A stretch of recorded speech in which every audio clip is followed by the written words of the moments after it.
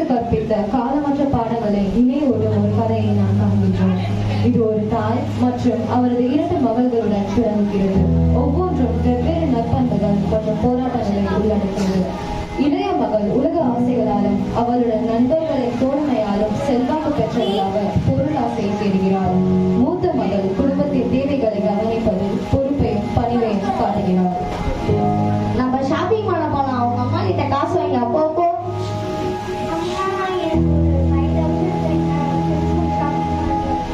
Shopping பண்றதுக்கு 5000 ஆகும். பணத்தோட மதிப்பே தெரியல. அதனால தான் அனாவசியமா செலவு பண்றேன்.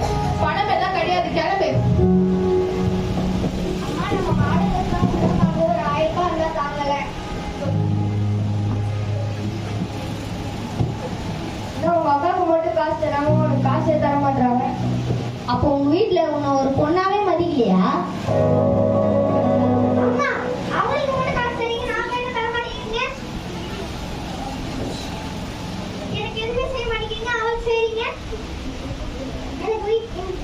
பங்கு இருக்குல்ல, என்ன என் அம்மா கிட்ட கத்துற? நீ வாங்கி போறீ, ஓகே நான் பேசல.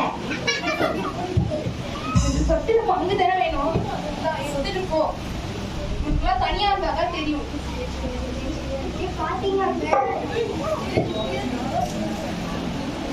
உலக இன்பத்திற்கான ஆசை அவளை தனது குடும்பத்தின் அணிகள் மற்றும் மதிப்புகளில் இருந்து வழிதட செய்கிறது. தன் தாயின் ஞானத்தை புறக்கணித்து அவள் தன் குடும்பத்தை மதிக்காமல் தன் நண்பர்களுடைய பேச்சை கேட்டு தன் குடும்பத்தை விட்டு வெளியேறுகிறாள்.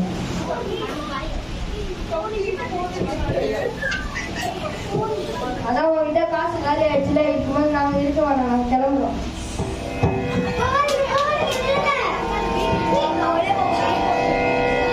அவளது நண்பர்கள் அவளிடம் இருந்த பணம் முழுவதும் தீர்ந்த பிறகு அவளை விட்டு சென்றார்கள். அவள் தன்னை நிர்கதியாகவும் தனிமையாகவும் காண்கின்றாள். பசியில் எதுவும் இல்லாமல் ஒரு பன்றி பணத்து வேலை கேட்டு சென்றாள்.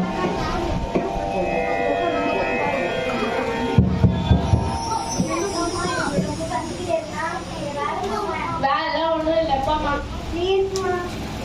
மாமா போய் பண்டிகை இப்போ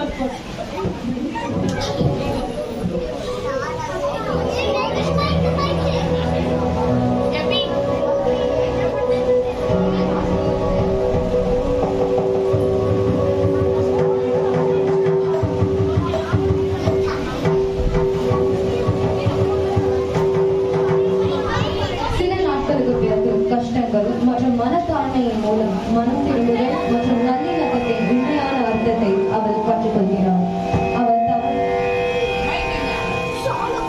அவள் தவறை உணர்ந்து அவள் தாயிடம் போய் மன்னிப்பு கேட்கிறாள். அவள் அம்மாவும் அவளை மன்னித்து அவளை ஏற்றுக்கொள்கிறாள்.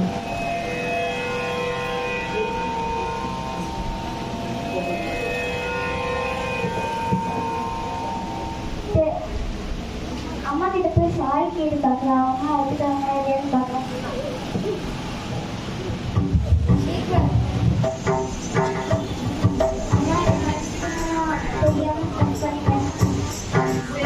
அப்படி பண்ணக்கூடாது. இனிமேலாச்சு வழியில நடக்கப்படாது. கதையின் தார்மீகம், மனம் திரும்புதல் மற்றும் மன்னிப்பு பற்றிய கொள்கையை பிரதிபலிக்கிறது. லூக்கா 15ஆம் அதிகாரம் 15 முதல்